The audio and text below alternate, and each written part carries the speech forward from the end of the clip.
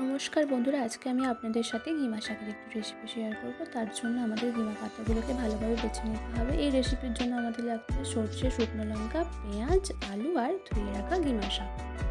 এরপর আমরা শুকনো লঙ্কা আর সরষে শিলের মধ্যে ভালোভাবে বেটে একটা মিশ্রণ তৈরি করে নেব।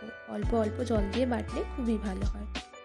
এরপর গ্যাসে কড়াই চাপিয়ে কড়াই গরম হলে আমরা তার মধ্যে তেল ঢেলে দেবো। তেল গরম হলে তার মধ্যে শুকনো লঙ্কা দিয়ে আমরা কেটে রাখা পেঁয়াজগুলোকে তুলে নেব। সমস্ত পেঁয়াজ দেওয়ার পর আমরা খুন্তি দিয়ে অল্প নেড়ে নেব। এরপর কেটে রাখা আলুগুলো আমরা এর মধ্যে অ্যাড করব। কেটে রাখা আলু দেওয়ার পর আমরা এখানে নুন এবং হলুদ দিয়ে মিশ্রণটা ভালোভাবে মাখিয়ে নেব। তারপর কেটে রাখা ঘিমা শাকগুলোকে আমরা এর মধ্যে অ্যাড করব। এর মাঝখানে বলে রাখি বন্ধুরা যে ঘিমা শাক আমাদের শরীরের জন্য কিন্তু খুবই উপকারী। যাদের ডায়াবেটিস রয়েছে তারা যদি প্রতিদিন ঘিমা শাক খায় তাহলে কিন্তু ডায়াবেটিস নিয়ন্ত্রণে থাকবে। এছাড়া ঘিমা শাক যাদের পেটের সমস্যা রয়েছে তাদের জন্যও খুবই উপকারী।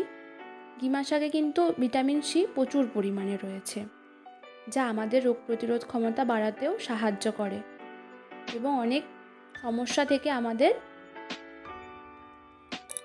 লড়তেও সাহায্য করে।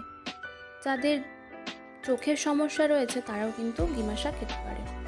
এরপর আমরা বেটে রাখা সরষে এবং শুকনো লঙ্কার পেস্টটা এর মধ্যে অ্যাড করে নেব। অ্যাড করে আমরা যে বাটিতে রেখেছিলাম সেই বাটিটা ধুয়ে সেই জলটাও আমরা তার মধ্যে অ্যাড করে দেব এবং ঘিমা শাকের সঙ্গে ভালোভাবে মিশিয়ে নেব। এরপর যদি কারো ঝাল খেতে ভালো লাগে তারা এর মধ্যে শুকনো লঙ্কা গুঁড়ো অ্যাড করতে পারেন। এরপর অল্প আঁচে আমরা ভালোভাবে নেড়ে নেড়ে নামিয়ে দেব। দেখুন খুব সুন্দরভাবে তৈরি হয়ে গেছে ঘিমা শাকের চচ্চড়ি। এটি গরম ভাতের সঙ্গে খেলে খুবই ভালো লাগবে।